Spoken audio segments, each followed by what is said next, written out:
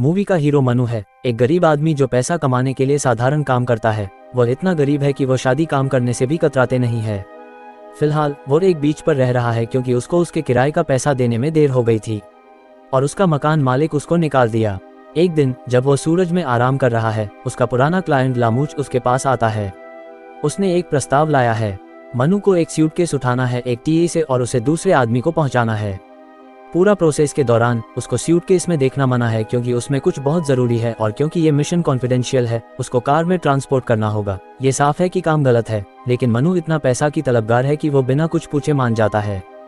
पर एक छोटी सी परेशानी है, उसके पास कोई कार नहीं है। वह शिष्ट तरीके से पूछता है कि क्या वो सूटकेस हाथ में लेकर पहुंचा सकता है, लेकिन लामूच गुस्से से माना कर देता है, कहता है कि एक वाहन जरूरी है। जब आदमी चला जाता है, मनु कार ढूंढने लगता है। क्योंकि उसके पास खरीदने के पैसे नहीं हैं, वो एक कार चुरा लेता है। अंत में वो एक पुराने मॉडल को ढूंढ लेता है और उसे अपने अच्छे दोस्त जीन बॉब के पास ले जाता है। मनु नहीं चाहता कि वो मिशन अकेला करे। बाद में जब दोनों अपने मंजिल की तरफ जा रहे होते हैं, उन्हें खतरनाक आवाजें किसी अजीब जगह से सुनाई देती हैं। वे इसे इंजन की आवाज समझ लेते हैं, लेकिन आवाज दिन भर तेज होती जाती है। थोड़ी देर बाद गाड़ी रोड के बीच में अचानक रुक जाती है, लेकिन आवाज फिर भी नहीं रुकती। इंजन की आवाज न होने पर दोनों डरते हुए ट्रंक को खोलते हैं चेक करने के लिए और वहीं एक बड़ी सी मक्खी को पाते हैं। ये दोनों को चौंकाने वाला होता है क्योंकि यह कीड़े किसी दूसरे ग्रह से आया हुआ लगता है। वे जल्दी से ट्रंक बंद कर देते हैं और अपना अगला कदम सोचना शुरू करते हैं। मनु चाहता है कि वो मक्खी को दूर फेंक दे ताकि वो सूटकेस को ले जाने के लिए जगह मिल जाए, लेकिन जब वो ट्रंक खोलने की कोशिश करता है, वो फंस जाता है।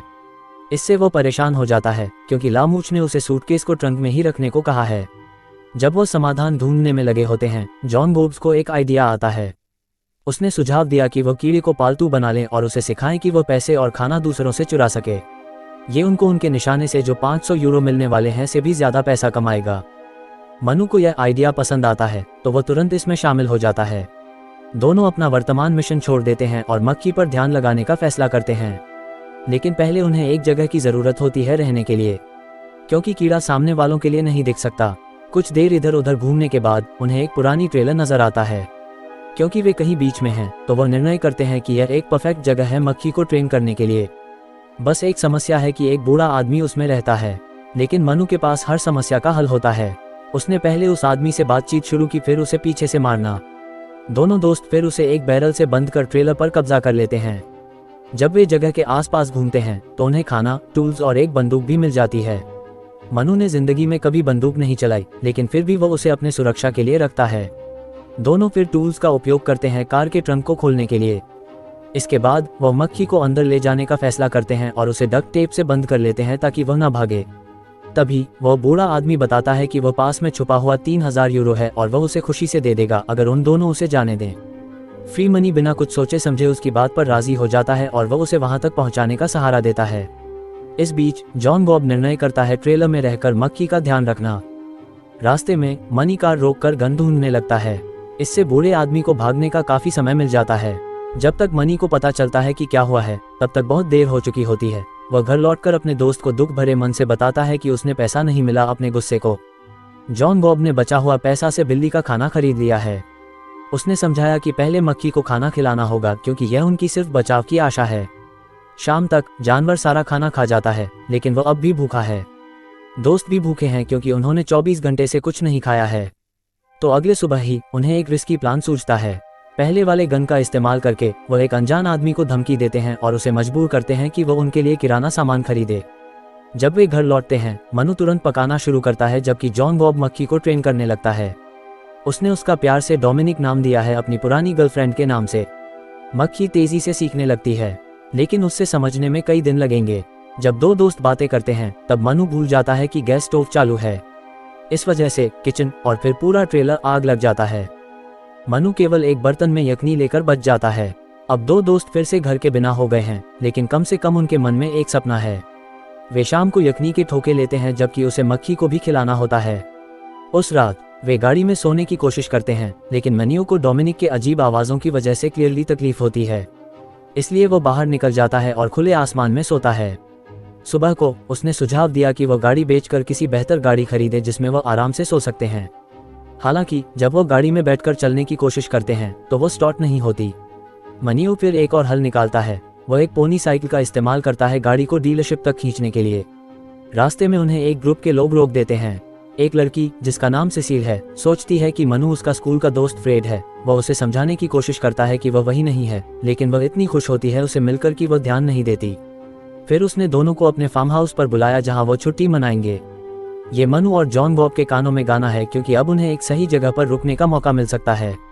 घर पहुंचते ही वे गाड़ी को दरवाजे पर पार्क करते हैं और डोमिनिक को अंदर बंद कर देते हैं। फिर वे पूल के किनारे बैठकर कुछ ड्रिंक्स करते हैं।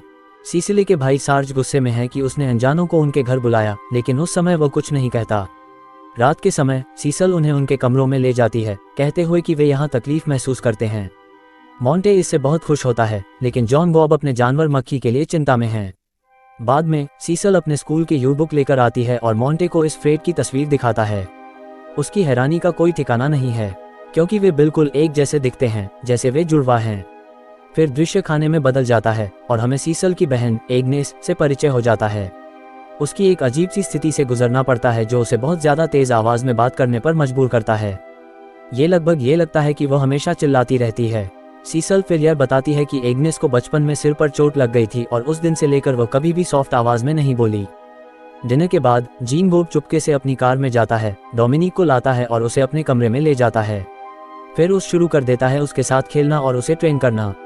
दूसरी तरफ मनु अपने कमरे में जाता है, लेकिन वहां पर एग्नेस को पाता है। उसने कॉन्वर्सेशन शुरू करने की कोशिश की, लेकिन वह उसे फ्लर्ट कर रहा है समझती है और उसको बाहर निकाल देती है। मनु फिर अपने दोस्त के कमरे में जाता है, लेकिन जीन बॉब उसे अंदर नहीं आने देता क्योंकि उसको मक्खी को ट्रेन करना है। इस नतीजे में मनु को रात को पूल के पास बिताना पड़ता है।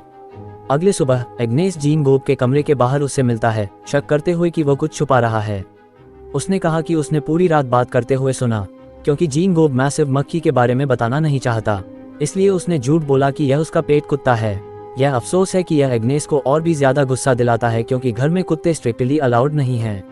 उसने वादा किया है कि जब वो चली जाएगी तब वो अपनी बहन को सब कुछ बताएगी और जीन बॉब को घर से निकाल देगी। जीन बॉब परेशान होकर मनु को बुलाता है और पूरी मुसीबत बताता है। उसने उसे जल्दी से एक कुत्ता ढूंढने के लिए अनुरोध किया, वरना उनकी मुसीबत हो सकती है। मनु को ये सदमे से गुस्सा आता है, लेकिन वह अपनी किस्मत को मदद करने के लिए राजी हो जाता है। उसने ब्लॉक के बाहर एक सड़क चाप कुत्ते को ढूंढ लिया। फिर उसने उसे चुपके से अंदर ले जाकर अपने दोस्त को दे दिया। एग्नेस दूसरों को बताती है कि घर में एक कुत्ता है। वो उसे इग्नोर करने की कोशिश करते हैं क्योंकि वो चीज़ें बनाने के लिए मशहूर हैं, लेकिन जब वो इंसिस्ट करती है तो वो राजी होकर कमरे को चेक करने जाते हैं। समझो, एग्नेस अंदर जाके देखती है कि क्या सच है। उनका चौंकाने वाला सीन होता है जब उन्हें देखते हैं मनु छोटा सा कुत्ता पकड़ के। उसने एक रुलाने वाली कहानी बनाई, कहता है कि उसने कुत्ते को अडॉप्ट किया क्योंकि उसे कहीं और जाने के लिए कहीं नहीं था। फिर उसने उनको इस बारे में बताने के लिए माफ़ी मांगी। सीसल उसके बदापन से प्रभावित होती है और उसने कुत्ते को रुकने की इजाज़त दी। एग्नेस और सर्ज शक करना शुरू कर चुके हैं। कल रात की आवाज़ें किसी पप्पी की नहीं थी, वो एक विशाल मच्छर की तरह सुनाई दी। जब सभी लोग चले जाते हैं तो जीन बॉब मनु को एक चाल दिखाता है जो उसने मच्छर को सिखाया है। अब वो उसकी आवाज़ों पर गहराई से सुनता है और उसके इशारों पर भी चल सकता है। ये दोनों को खुशी देती है और उनको लगता है कि बस कुछ ही समय में डोमिनिक उनके लिए खाना चुरा सकेगा। बाद में दो दोस्त पूल में कूदकर खेलते हैं जैसे बच्चे खेलते हैं। एग्नेस पूल के पास होती है और उन्हें उनकी बनाई हुई आवाज़ से परेशानी होती है। अंदर कमरे में डोमिनिक छोटा सा कुत्ते के साथ अकेला रह जाता है। दोनों एक दूसरे को कुछ समय तक घूरते हैं, फिर मच्छर कुत्ते पर कूद पड़ता है। पूल में मनु और जीन बॉब अब भी जोर से आवाज़ें बना रहे हैं। ये एग्नेस को इतना तंग करती है कि वो उन पर गाली देती है और घर के अंदर चली जाती है। फिर वो जीन बॉब के कमरे में दाखिल होना चाहती है, संदेह में कि वो कुछ छुपा रहे हैं। दरवाज़ा बंद है, लेकिन उसने अपने हेयरपिन से खोल लेती है। एग्नेस फिर कमरे में दाखिल होती है, सिर्फ वहाँ एक बड़ा मच्छर देखने के लिए। भयानक डर से वो अपनी जिंदगी की सबसे ज्यादा चीख मारती है, जिसकी वजह से सब कमरे में दौड़कर पहुंचते हैं। जब उनसे पूछा जाता है कि क्या हुआ, तो एग्नेस शॉक के कारण कुछ नहीं कह पाती। बीच में जीन बॉब कुत्ते की रस्सी ढूंढ लेता है और समझ जाता है कि डोमिनिक ने उसे खा लिया है। बाकी लोग हालांकि समझते हैं कि एग्नेस ने उसे खा लिया है, इसलिए वो उसे पुलिस को बुलाता है। थोड़ी देर बाद जीन बॉब अंत में डोमिनिक को पूल के पास ढूंढता है और उसे चुपकर कार में छुपा देता है। अगली सीन में पुलिस एग्नेस को पागल समझती है और उसे हॉस्पिटल में एडमिट करने का फैसला करते हैं। जब वो ले जाई जा रही होती है तो वो अपनी बहन से बात करते हैं। सरप्राइजिंगली वो सालों से पहली बार नॉर्मल टोन में बात करती है। एग्नेस उस कमरे में जो देखा उसके बारे में सब कुछ समझती है। हालांकि सेसिल उस पर विश्वास नहीं करती। बाद में जब एक अधिकारी सेसिल से बात कर रहा होता है तो वह उसे अपने पुराने स्कूल के मित्र के रूप में पहचान लेता है। वह कोई और नहीं है बल्कि फ्रेड, जो मनु को याद दिलाता है। इसको साबित करने के लिए वह अपनी टांग पर एक टैटू दिखाता है जो उसने अपने स्कूल के दिनों में बनवाया था।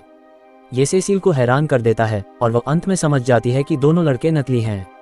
फिर पुलिस उन्हें धोखाधड़ी के लिए गिरफ्तार करने जाती है, लेकिन उससे पहले मनु और जीन बॉब अपनी कार में भाग जाते हैं।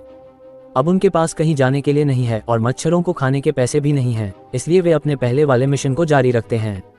3 दिनों देर से भी वे लक्ष्य की जगह पहुंचते हैं और ब्रीफकेस को प्राप्त करते हैं। फिर वे दूसरे लक्ष्य की तरफ जाते हैं, जो एक अमीर व्यापारी निकलता है। दोस्त ब्रीफकेस को उससे दे देते हैं और उन्हें 500 रुपये मिलते हैं। इस वक्त उन्हें पता चलता है कि ब्रीफकेस में सिर्फ कुछ गहने हैं। इन लोगों को क्रिसमस बहुत पसंद है लगता है। फिर मूवी कुछ दिन बाद काट जाती है और हम देखते हैं कि दोबारा से वे दोहने पर रह रहे हैं। जीन बॉब लगता है बहुत खुश है क्योंकि उसने अब अपनी फ्लाई के साथ अपना मिशन पूरा किया है। उसने एक अखबार लेकर डोमिनिक को केले की तस्वीर दिखाता है। उसका यह उम्मीद है कि यह कीड़े फल उनके लिए ले आएंगे। हालांकि जैसे ही उसने उसे बांधा वो बस उड़ जाता है। जीन बॉब अब भी उम्मीद करता है कि वह वापस आ जाएगा, लेकिन मनु सुनिश्चित है कि वह नहीं आएगा। अब जब वे फिर से शुरू हो गए हैं तो वे भावनात्मक हो जाते हैं और दोस्ती के बारे में बात करते हैं। मनु कहता है कि उन्हें मच्छरों की जरूरत नहीं है क्योंकि उनके पास एक दूसरे पर भरोसा करने के लिए एक दूसरे हैं और यह सबसे महत्वपूर्ण उपहार है। जीन बॉब अपने सिर को हाँ में हिलाता है, लेकिन वह अब